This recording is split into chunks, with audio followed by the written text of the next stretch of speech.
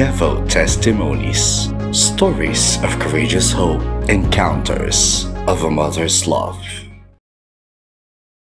Masayang masaya at saka kasi paano talaga namin na magpasalamat sa kanya kaya kami nagpunta. Nandyan pala binaba. Nung nagpunta kami doon, akala namin doon lang sa yung anuhan ng kandila. Pagdating namin dito, sabi niya may pila. Sabi ko, si Mama Mary nasa baba. Kaya pumila na din kami. Galing kaming airport, galing kaming Misamis, tapos pumunta kaming Maynila dito. Tapos dumiretso na kami. Mag-take out sa anak namin. Taking ng anak namin ngayong Wednesday na nakapasa siya sa board exam sa physician. At saka hiningi talaga namin yun kay Mama Mary na makapasa siya. Kaya talagang magpasalamat. Tapos at saka ako kasi yung survivor ako sa cancer, ovarian cancer noong 2019. Naoperahan ako tapos na-diagnose ako ng cancer.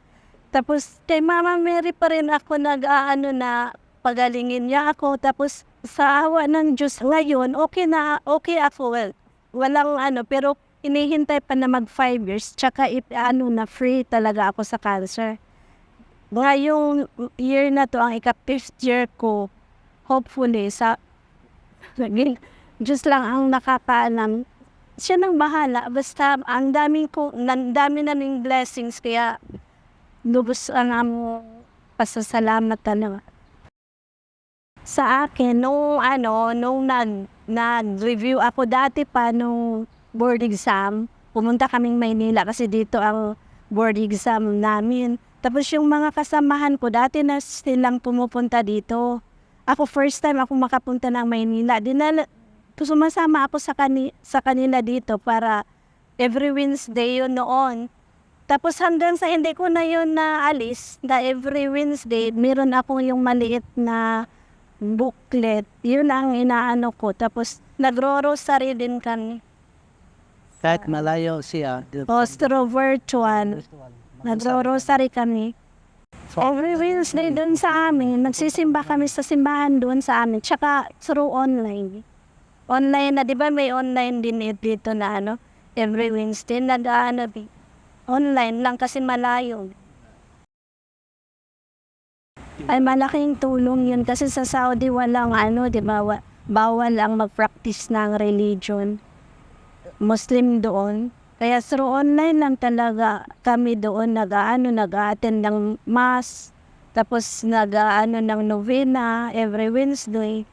Mga nakikinig ng mga homily o mga recollection nila. Yung pang-araw-araw na talagang inspiration para bang kasama namin siya kung may kasi hindi naman lahat maganda, may mga problema din naman talagang dumadating.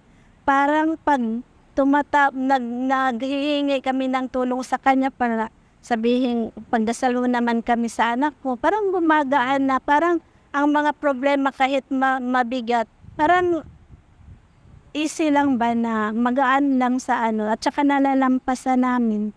Kahit malayo kami. Sa isa't isa. Even 9 on 10, magrosary kami. May band pa rin. Mahirap kayo ng Basta pagpatuloy lang nila at saka huwag mawala ng pag-asa. Kahit hindi man sila naririnig o hindi man nasasagot yung mga dasal nila sa ngayon, pero ang Diyos, nandyan talaga ang Diyos. Hindi man directly na tinutulungan, pero parang nandyan lang siya at saka nakaka-survive ka araw-araw dahil nandyan siya na yung parang doon ka na lang ba ng lakas, basta alam mo may Diyos.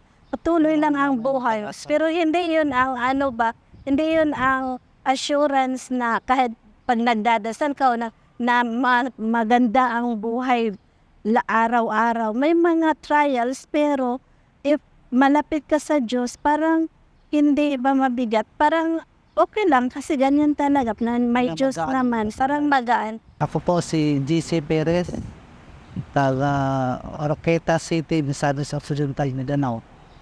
Ako naman po si Mrs. Annabel Perez, OFW sa Saudi, nurse, at saka from Oroquieta City, Misamis Occidental. Asawa ko.